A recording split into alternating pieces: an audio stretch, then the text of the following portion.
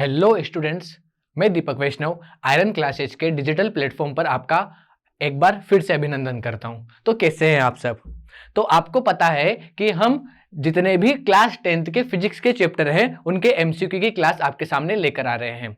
उससे पहले मैं आपको कुछ बताना चाहता हूं। मैं आपको दोबारा बताना चाहता हूं कि अगर आप कोई भी हमसे ऑफलाइन जुड़ना चाहते हैं, हमसे मतलब आयरन क्लासेस से ऑफलाइन जुड़ना चाहते हैं, तो आप कोटा आए और कोटा में आयरन क्लासेस की 3 ब्रांचेज है, श्रीनाथपुरम, महावीर नगर और आरकेपुरम, और हमारे साथ ज्वाइन करें। चलो, आज जिस चैप्टर के एमसीक्यू हम देखने वाले हैं उसका नाम है प्रकाश का परावर्तन और अपवर्तन। बहुत अच्छा टॉपिक है, बहुत अच्छे क्वेश्चन यहां से बनते हैं और बड़े क्वेश्चन भी यहां से आपको बनते हुए दिखेंगे। चलो देखते हैं। पहले हम कुछ चीजों के बारे में चर्चा कर लेते हैं। सुनो बच्चों, प्रकाश का परावर्तन क्या होता है, सुनना। तो प्रकाश किरण का किसी सतह से टकराकर वापस लौटना, यह परावर्तन है। प्रकाश का अपवर्तन क्या है? प्रकाश का अपवर्तन होता है किसी भी किरण का एक माध्यम से दूसरे माध्यम में प्रवेश कर जाना, और जब वह दूसरे माध्यम में जाए तो अपने मार्ग को बदल लें, अपने मार्ग से विचलित हो जाए। इस घटना को हम बोलते हैं अपवर्तन। और प्रकाश का परावर्तन जिसमें देखने को मिलता है वो होता है दर्पण। प्रकाश का परावर्तन किसमें देखने को मिलता है? दर्पण में, कांच में देखने को मिलता है बच्चों। और प्रकाश का अपवर्तन आपको देखने को मिलेगा लेंस में।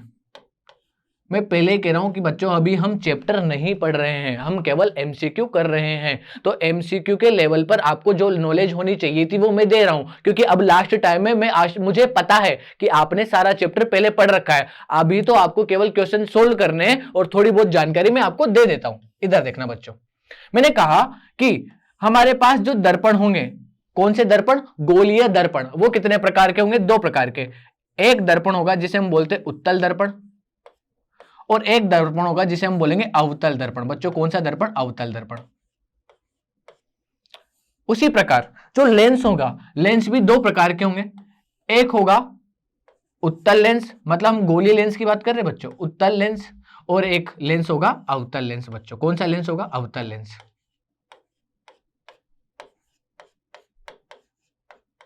कोई दिक्कत वाली बात नहीं है। मैंने कहा जो उत्तल दर्पण होता है बच्चों, वो होता है उत्तल दर्पण अपना होगा, वो उत्तल दर्पण होगा इस प्रकार का बच्चों। कैसा? मतलब जिसकी उभरी हुई पृष्ठ जो है वो परावर्तक पृष्ठ की भांति व्यवहार करे, और जो अंदर धसी हुई पृष्ठ है उस पर पॉलिश हो। जब भी बच्चों दर्पण का निर्माण होता है तो उसके एक पृष्ठ पर हम पॉलिश कर देते हैं और एक पृष्ठ चिकनी होती है। उसी प्रकार अवतल क्या होगी? अवतल दर्पण होगा जिसकी धसी हुई पृष्ठ चिकनी हो और इसकी उभरी हुई पृष्ठ पर क्या हो बच्चों? पॉलिश हो। उसकी उभरी हुई पृष्ठ पर क्या हो बच्चों? पॉलिश। इधर देखना, ये आगे बच्चों दर्पण का जो मध्य बिंदु होगा, गोलीय दर्पण का जो भी मध्य बिंदु होगा, उस मध्य बिंदु को हम एक नाम देते हैं जिस नाम को हम बोलते हैं ध्रुव। गोलीय दर्पण के मध्य बिंदु को क्या बोलते हैं? ध्रुव, मतलब पोल। गोलीय दर्पण के मध्य बिंदु को हम क्या बोलेंगे बच्चों? ध्रुव, पी। गोलीय दर्पण एक बड़े गोले का भाग होता है। गोलीय दर्पण क्या होता है बच्चों? एक बड़े गोले का भाग होता है जिसका जो केंद्र होगा इसे हम बोलते हैं वक्रता केंद्र। क्या बोलते हैं बच्चों? वक्रता केंद्र। ध्रुव और वक्रता केंद्र से जाने वाली काल्पनिक रेखा को हम बोलते हैं मुख्य अक्ष। बच्चों क्या बोलते हैं? मुख्य अक्ष। अब सुनना बच्चों ध्यान से, इसी प्रकार अवतल में भी यही होगा। अवतल में भी मुख्य अक्ष होगी, वक्रता केंद्र होगा। यहां तक कोई दिक्कत वाली बात नहीं है। मैंने कहा लेंस क्या होगा, तो उत्तल लेंस क्या होता है? उत्तल लेंस बच्चों इस प्रकार से दिखता है। उत्तल लेंस किस प्रकार से दिखेगा? इस प्रकार से। अवतल लेंस आपको इस प्रकार से दिखेगा। ठीक है, तो आप अवतल लेंस और उत्तल लेंस की परिभाषा कैसे बोलोगे? उत्तल लेंस की परिभाषा क्या होगी? ऐसा गोलीय लेंस जो कि किनारों से पतला और बीच में से क्या हो? मोटा हो, उत्तल लेंस। अवतल लेंस क्या होगा? जो किनारों से मोटा और बीच में से क्या हो? पतला हो, ऐसा लेंस क्या कहलाएगा? अवतल लेंस बच्चों। उत्तल लेंस का जो मध्य बिंदु होगा इसे हम बोलते हैं प्रकाशिक केंद्र। अवतल लेंस का जो मध्य बिंदु होगा इसे बोलते हैं प्रकाशिक केंद्र। मैंने कहा उत्तल लेंस के दोनों पृष्ठ बहुत बड़े गोले के भाग होंगे, देखिए ऐसे, ये गोले के भाग होंगे ऐसे, कोई दिक्कत वाली बात नहीं। इनके जो केंद्र होंगे वो क्या कहलाएंगे? वक्रता केंद्र। इनके जो केंद्र कहलाएंगे वो क्या कहलाएंगे? वक्रता केंद्र। और वक्रता केंद्र को हम लिखते हैं सी से। किससे लिखते हैं बच्चों? सी से। वक्रता केंद्र से जाने वाली काल्पनिक रेखा क्या कहलाती है? मुख्य अक्ष। अब बच्चों लेंस में वक्रता केंद्र होते हैं 2, दर्पण में वक्रता केंद्र होता है 1। कोई दिक्कत वाली बात नहीं है बच्चों। अब हम बहुत बात करते हैं कि जो उत्तल दर्पण होता है या अवतल दर्पण होता है, सुनना ध्यान से, ये जो अवतल दर्पण होता है ये प्रकाश किरणों को पास में लाता है, इसलिए इस दर्पण को हम बोलते हैं अभिसारी दर्पण। क्या बोलेंगे बच्चों? अभिसारी दर्पण। मतलब जो भी प्रकाश किरणों को पास में लाएगा, जो भी प्रकाश किरणों को पास में लाएगा उसे हम बोलते हैं अभिसारी। जो प्रकाश किरणों को फैलाएगा उसे हम बोलते हैं अपसारी। तो दर्पण में प्रकाश किरणों को पास में लाने का काम करता है अवतल दर्पण, इसलिए इसे अभिसारी बोलते हैं। और हम बात करते हैं कि दर्पण में जो प्रकाश किरणों को दूर भगाता है उसे हम बोलते हैं अपसारी, मतलब वो काम करेगा उत्तल। उसी प्रकार लेंस की बात करें तो लेंस में किरणों को पास में लाने का काम करता है उत्तल, इसलिए ये होगा अभिसारी।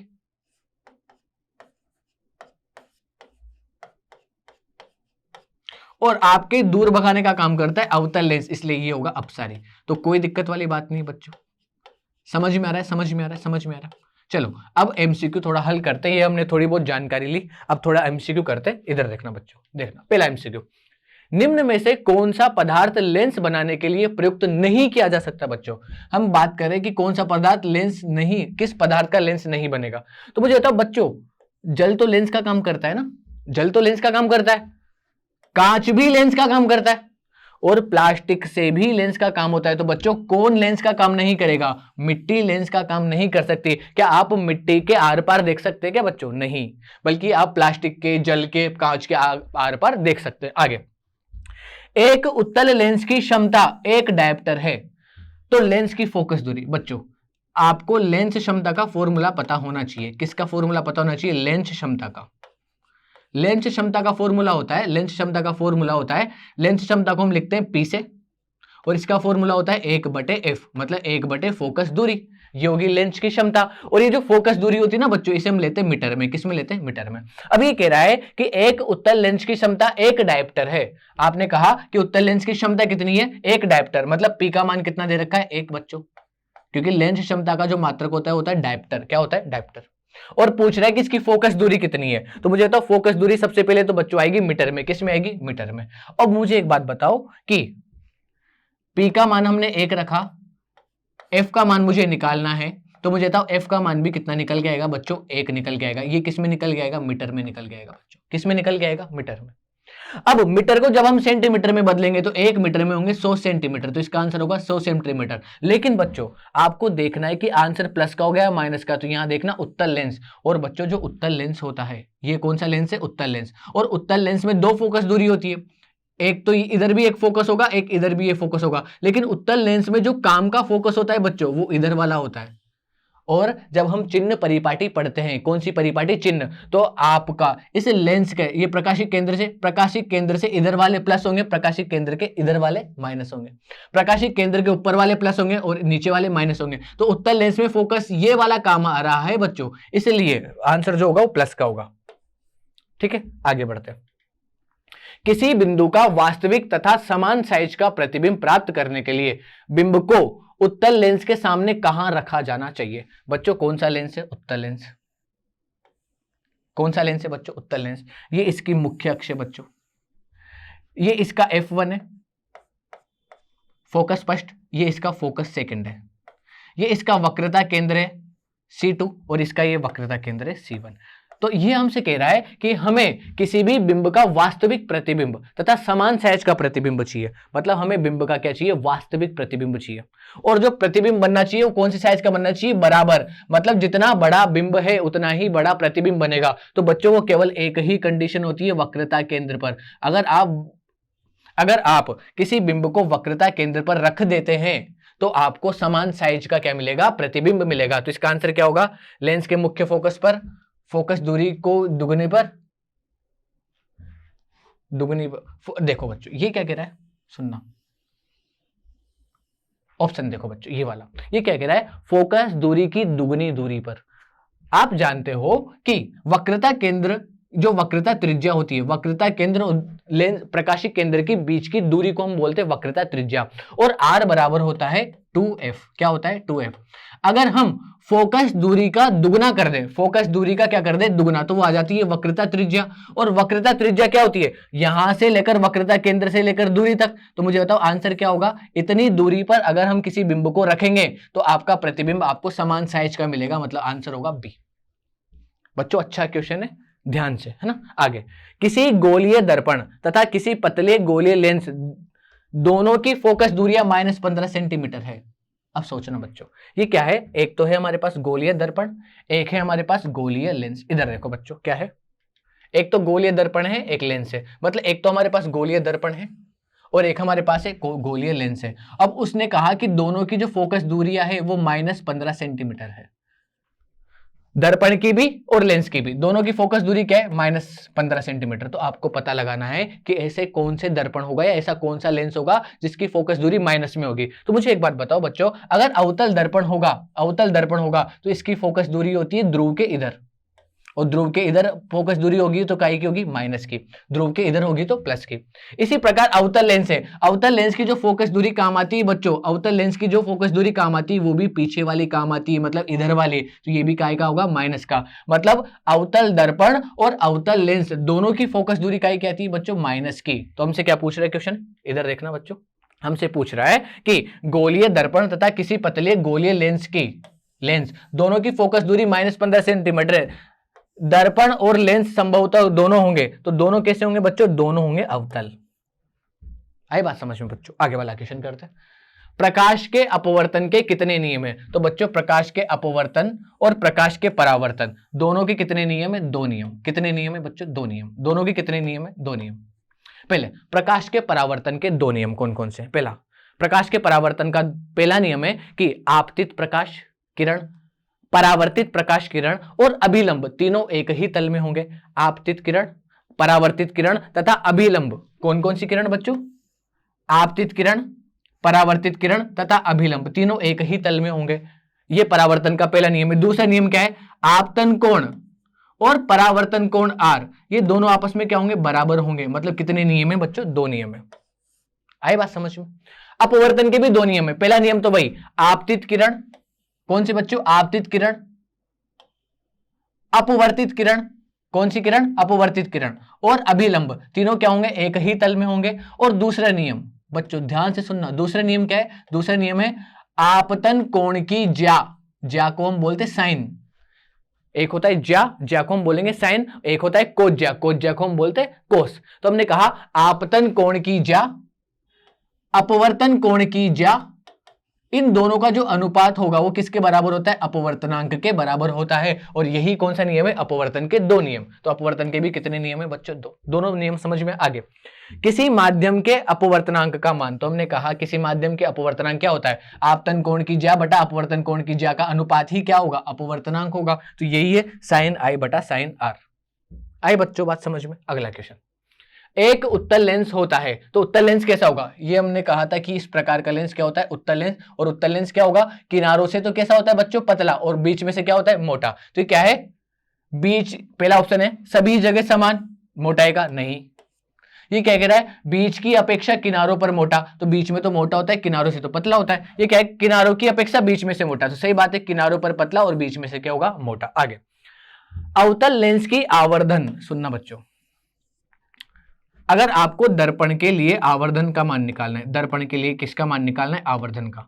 एक एक बात को समझते हुए चलना बच्चों। दर्पण के लिए अगर आपको आवर्धन का मान, आवर्धन मतलब m का मान चाहिए दर्पण के लिए, तो आवर्धन का मान होगा, एक तो होगा प्रतिबिंब की ऊंचाई मतलब h डैश बटा बिंब की ऊंचाई h। या तो ये वाला सूत्र लगाओ बच्चों, प्रतिबिंब की ऊंचाई h डैश बटा बिंब की ऊंचाई h, या फिर आप सूत्र लगाओ -v/u।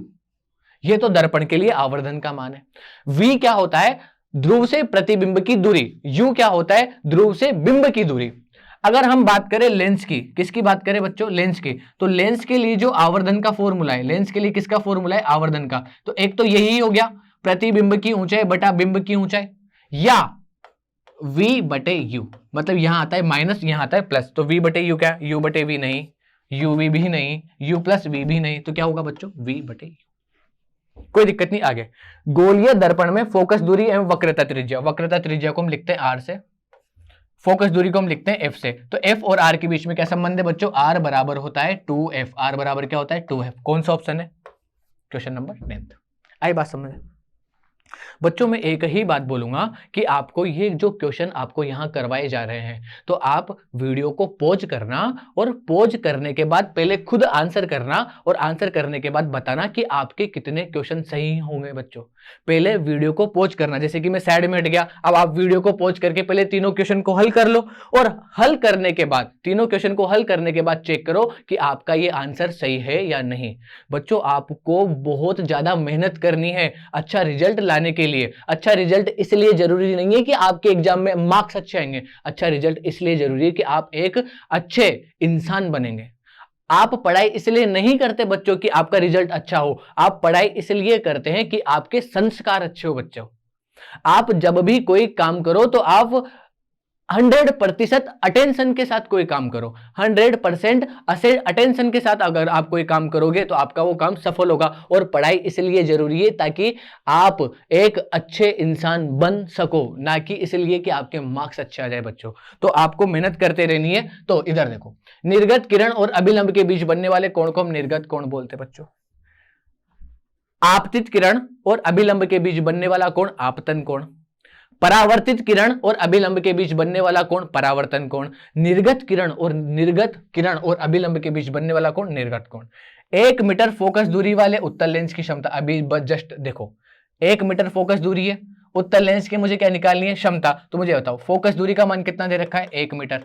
मुझे बताओ उत्तल लेंस के लिए फोकस दूरी प्लस या माइनस? तो बच्चों याद रखनी है कि उत्तल लेंस के लिए जो फोकस दूरी काम आती है वो इधर वाली काम आती है, मतलब प्लस का। और आपको क्या निकालनी है? इसकी लेंस क्षमता निकालनी है। तो P बराबर क्या होता है बच्चों? 1/f।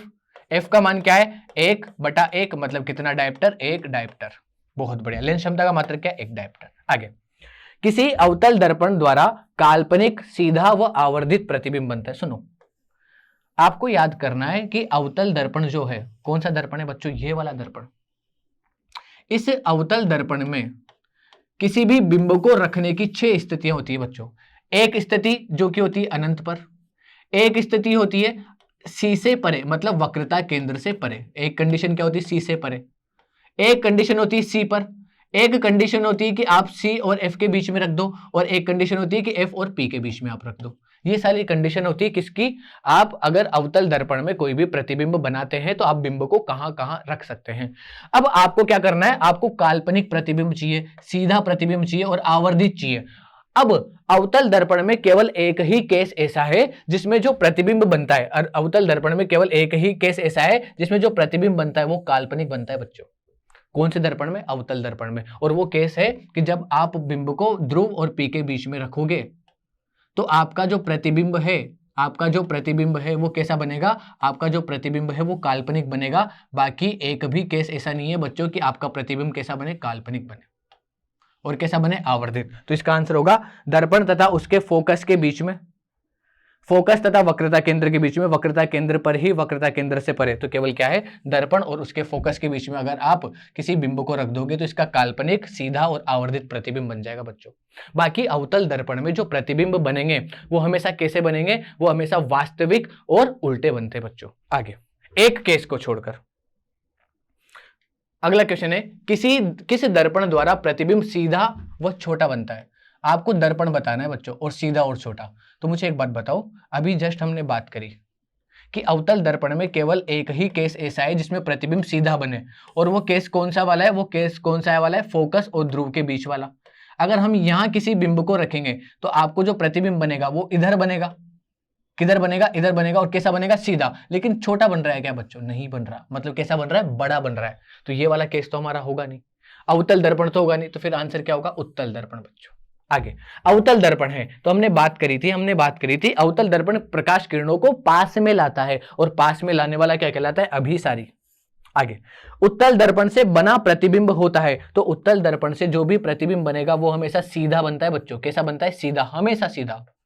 और सीधे के साथ हमेशा बनता है आभासी। आभासी का अर्थ होता है काल्पनिक। तो उत्तल दर्पण से जो भी प्रतिबिंब बनेंगे वो कैसे बनेंगे? आभासी व सीधे। तो कहां है? आभासी मतलब काल्पनिक तो बनेगा, और हमेशा कैसा बनेगा? सीधा। और बनता है वस्तु से छोटा। कैसा बनेगा बच्चों? छोटा। बड़ा किस में बनेगा, सीधे के साथ बड़ा बनेगा अवतल दर्पण में। तो इसका आंसर हो गया काल्पनिक एवं छोटा। आगे बढ़ते बच्चों, निम्नलिखित में से किस दर्पण द्वारा किसी वस्तु का वास्तविक प्रतिबिंब प्राप्त किया जा सकता है। मतलब हमें कौन सा प्रतिबिंब चाहिए बच्चों, वास्तविक। और वास्तविक प्रतिबिंब कौन बनाता है, एक तो बनाता है अवतल दर्पण बच्चों। कौन बनाता है, अवतल दर्पण। अवतल दर्पण आपका वास्तविक प्रतिबिंब बनाता है, केवल एक केस को छोड़कर, एक स्थिति को छोड़कर। कौन सी स्थिति, फोकस दूरी और ध्रुव के बीच वाली। और आपका जो वास्तविक प्रतिबिंब बनाता है बच्चों, वो बनाता है आपका उत्तल लेंस बच्चों। कौन सा लेंस, उत्तल लेंस। तो आपके ऑप्शन देखते हैं। समतल दर्पण आभासी प्रतिबिंब बनाता है बच्चों, वास्तविक नहीं बनाता। अवतल दर्पण, हाँ बच्चों वास्तविक प्रतिबिंब बनाता है। उत्तल दर्पण नहीं बनाता, ये तो ऑप्शन है ही नहीं। तो केवल कौन सा आंसर हो गया, बी। आगे, निम्नलिखित में से किसमें बड़ा और वास्तविक प्रतिबिंब बनता है, बड़ा और वास्तविक। तो मैंने कहा कि अवतल दर्पण का केवल एक ही केस है बच्चों, अभी जस्ट बताया मैंने। इधर देखो, अवतल दर्पण का ये वाला केस जिसमें है, जिसमें प्रतिबिंब वास्तविक भी, मतलब कैसा बन रहा है, काल्पनिक और सीधा बन रहा है। लेकिन आपको प्रतिबिंब कैसा बनाना है, वास्तविक बनाना है बच्चों, वास्तविक। और वास्तविक प्रतिबिंब किस किस में बनते हैं, अवतल दर्पण में और उत्तल लेंस में। तो ये कह रहा है कि निम्नलिखित में से किसमें बड़ा और वास्तविक प्रतिबिंब बनता है। तो समतल दर्पण में बराबर बनता है बच्चों। उत्तल दर्पण में प्रतिबिंब हमेशा छोटा बनेगा। अब हमारे पास दो ऑप्शन है, अवतल लेंस और अवतल दर्पण। तो हमें आंसर पता है कौन सा आंसर होगा, अवतल दर्पण, जिसमें प्रतिबिंब कैसा भी बनता है, बड़ा भी बनता है और वास्तविक बनता है। अवतल लेंस में भी वास्तविक नहीं बनता बच्चों प्रतिबिंब। आगे, समतल दर्पण द्वारा प्रतिबिंब हमेशा, तो समतल दर्पण द्वारा जो प्रतिबिंब बनेगा वो हमेशा आभासी बनेगा बच्चों। आभासी मतलब काल्पनिक, तो वास्तविक तो नहीं होगा, काल्पनिक होता है, सही बात है बच्चों। वास्तविक तथा कभी नहीं, ये वाला ऑप्शन भी नहीं है, तो हमेशा कैसा बनेगा, काल्पनिक। आगे, किसी वस्तु का आवर्धित, आवर्धित का मतलब होता है बड़ा प्रतिबिंब बनाना है, हमें कैसा बनाना है बच्चों, बड़ा। तो यहां किसी वस्तु का आवर्धित प्रतिबिंब बनता है, आवर्धित मतलब बड़ा प्रतिबिंब। तो मुझे बताओ, उत्तल दर्पण बड़ा नहीं बना सकता बच्चों। इधर देखो, ये उत्तल दर्पण है और उत्तल दर्पण में केवल एक ही कंडीशन है कि आप बिंब को इस ध्रुव के इधर कहीं भी रखो। ये प्रकाश किरण आई, ये परावर्तित हो गई बच्चों। एक प्रकाश किरण को ध्रुव से भेज दो, जब आप इसको मिलाओगे, जब आप इसको मिलाओगे बच्चों, तो इधर पीछे मिलाते हुए देखोगे तो ये वाला इधर पीछे मिलाओगे तो प्रतिबिंब हमेशा यहां बनेगा और हमेशा छोटा बनेगा। तो ये तो आंसर होगा नहीं। समतल दर्पण में प्रतिबिंब बराबर बनता है बच्चों, तो ये ऑप्शन भी नहीं है। तो अवतल दर्पण में आपका प्रतिबिंब आवर्धित मतलब बड़ा बनता है बच्चों। आगे, काल्पनिक प्रतिबिंब हमेशा, काल्पनिक प्रतिबिंब हमेशा कैसा होगा, उल्टा। काल्पनिक प्रतिबिंब हमेशा कैसा होगा बच्चों, उल्टा। देखो, वास्तविक प्रतिबिंब हमेशा सीधा होगा, काल्पनिक प्रतिबिंब हमेशा उल्टा होगा। बच्चों ये एमसीक्यू क्लास में इसलिए नहीं ले रहा कि आपको पूरा चैप्टर पढ़ाऊं, एमसीक्यू क्लास में इसलिए ले रहा हूं कि आपकी प्रैक्टिस हो और आपने ये चैप्टर पहले से पढ़ रखा होगा, तो आप में आप जितना भी सोच पा रहे हो उस हिसाब से क्वेश्चन के आंसर करना बच्चों, ठीक है। आगे, क्वेश्चन नंबर 22, निम्न में से किस दर्पण की फोकस दूरी धनात्मक होती है। तो मैंने कहा फोकस दूरी धनात्मक, तो इधर देखना बच्चों, अगर मैं अवतल दर्पण की बात करूं तो फोकस दूरी इधर वाली काम आएगी, मतलब धनात्मक नहीं होगी।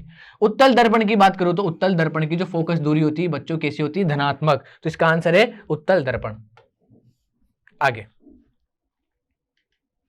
गोलीय दर्पण के ध्रुव और फोकस के बीच की दूरी को कहते हैं। तो ध्रुव और फोकस की बीच की दूरी को हम बोलते हैं बच्चों फोकस दूरी। क्या बोलते हैं, फोकस दूरी। अब इसमें आंसर है क्या, फोकस दूरी, लिख लेना बच्चों।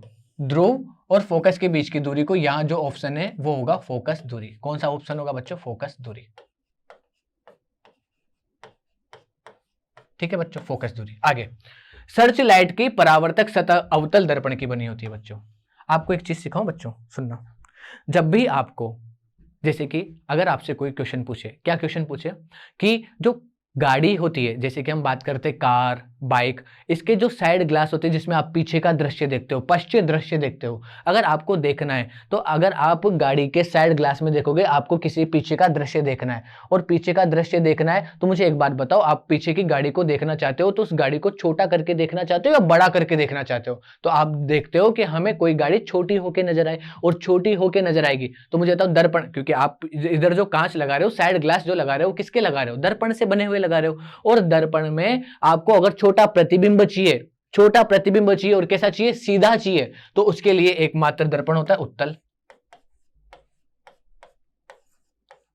और जब आप मार्केट जाते हो, अगर आपको किसी चश्मा को खरीदना है तो चश्मा वाली दुकान पर जाओगे तो वहां आपका प्रतिबिंब बड़ा होकर नजर आएगा। तो बड़ा होकर नजर आया मतलब आपका चेहरा बड़ा होकर नजर आया, सीधा भी हो रहा है और बड़ा होकर, तो उसका एकमात्र उदाहरण अवतल, अवतल दर्पण। मतलब जब भी आपको किसी कांच में बड़ा प्रतिबिंब देखना है, आपका बड़ा चेहरा देखना है, बड़ी वस्तु को देखना है, तो आप अवतल दर्पण का उपयोग करोगे। अगर आपको वस्तु को छोटा कर कर देखना है तो आप उत्तल दर्पण का उपयोग करोगे। ठीक है, आगे। प्रकाश की किरणों के समूह को हम किरण पुंज कहते हैं बच्चों। प्रकाश की किरणों के समूह को क्या कहते हैं? किरण पुंज। आगे, जिस वस्तु से प्रकाश निकलता है उसे हम प्रकाश स्रोत कहते हैं।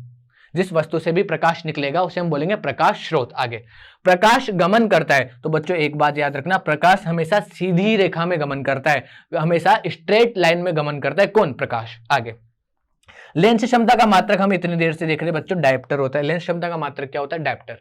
लेंस के कितने वक्रता केंद्र होंगे? तो मैंने बात करी कि जो गोलीय लेंस होते हैं बच्चों, जैसे कि उत्तल हो या चाहे अवतल लेंस हो, गोलीय लेंस जो भी होंगे उनके 2 वक्रता केंद्र होंगे। कितने होंगे? 2। लेंस के केंद्रीय बिंदु को हम कहते हैं, तो दर्पण के केंद्रीय बिंदु को, दर्पण के केंद्रीय बिंदु को ध्रुव कहते हैं और लेंस के केंद्रीय बिंदु को प्रकाशिक केंद्र कहते हैं बच्चों, ऑप्टिकल सेंटर। आगे, वाहनों के साइड मिरर, अभी हमने कहा कि जो वाहन होते हैं, कार होती है, बाइक होती है, उनका सब साइड मिरर होता है, उसमें हमने प्रतिबिंब को छोटा देखना है, वस्तु को छोटा देखना है, और छोटा देखने के लिए उत्तल, बड़ा देखने के लिए अवतल। तो वाहनों के साइड मिरर में किस प्रकार का दर्पण का प्रयोग होगा? तो होगा उत्तल दर्पण। बच्चों इंपॉर्टेंट क्वेश्चन है, ध्यान से। टॉर्च एवं वाहनों के अग्रदीपों, हेडलाइट्स में जो हमारा दर्पण यूज होता है वो होता है अवतल दर्पण। गोलीय दर्पण के ध्रुव और वक्रता त्रिज्या से गुजरने वाली सीधी रेखा मुख्य अक्ष। मैंने कहा था, हमने जब पहले ही बात पढ़ी थी उसमें कहा था कि वक्रता केंद्र और ध्रुव से गुजरने वाली काल्पनिक रेखा मुख्य अक्ष कहलाती है। गोलीय दर्पण के परावर्तक पृष्ठ के केंद्र को, दर्पण का मैंने कहा था एक होता है हमारे पास लेंस का केंद्रीय बिंदु कहलाएगा प्रकाशिक केंद्र, और दर्पण का केंद्रीय बिंदु कहलाएगा ध्रुव। क्या कहलाएगा बच्चों? ध्रुव।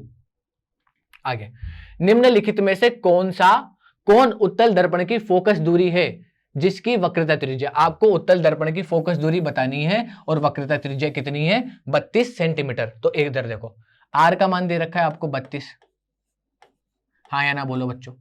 आपको निकालना है इसकी फोकस दूरी निकालनी। क्या निकालनी? फोकस दूरी। ठीक है, तो मुझे एक बात बताओ, आर बराबर क्या होता है? आर बराबर होता है 2f। सही बात है कि नहीं बोलो? तो आपको f का मान चाहिए, तो f बराबर क्या होगा? r/2। r का मान कितना दे रखा है? 32। इसका मान कितना दे रखा है? तो 32 में 2 का भाग दिया तो कितना होगा? 16 सेंटीमीटर। अब आप ये देखना कि ये 16 सेंटीमीटर प्लस का आएगा या माइनस का आएगा। तो याद रखना, उत्तल लेंस के लिए फोकस दूरी प्लस, अवतल लेंस के लिए फोकस दूरी माइनस। तो आंसर आएगा प्लस का, 16 सेंटीमीटर का है बच्चों। ये रहा।